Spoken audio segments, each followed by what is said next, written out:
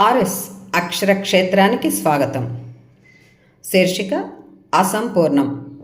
రచన doctor బాణాల శ్రీనివాసరావు. పఠనం సుమతి చురుకంటి. అసంపూర్ణం.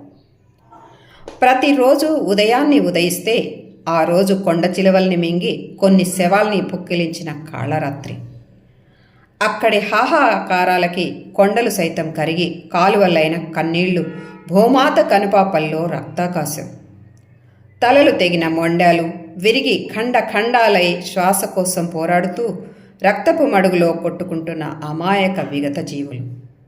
గమ్యాన్ని చేరుకోలేక అనంతవాయువుల్లో కలిసిన ప్రాణం లేని దేహాలు. అక్కడ ఎదురుచూసే కళ్ళల్లో క్షణానికో గుబులు మహావిస్ఫోటనం. కొంతమంది ఎండిన ఆశలతో ప్రాణమున్నా లేనట్టే పోగొట్టుకున్న వస్తువుల్ని ఏరుకుంటున్నట్లు కాళ్ళని చేతుల్ని కట్టుకున్న భార్య, కన్న పిల్లలు కూడా గుర్తుపట్టలేని ముఖాల్ని వెతుక్కుంటున్న విషాద వదనాల శిలారూపాలు. కొన్ని ప్రయాణాలు మధ్యలో ఆగిపోయే జీవితాలు.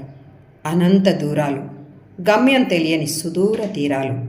పాదం కదిలినంతవరకే, ప్రాణం ఉన్నంతవరకే జీవితం. ఇలాంటి మంచి కవిత్వం అందించడానికే అక్షర క్షేత్రం వచ్చింది.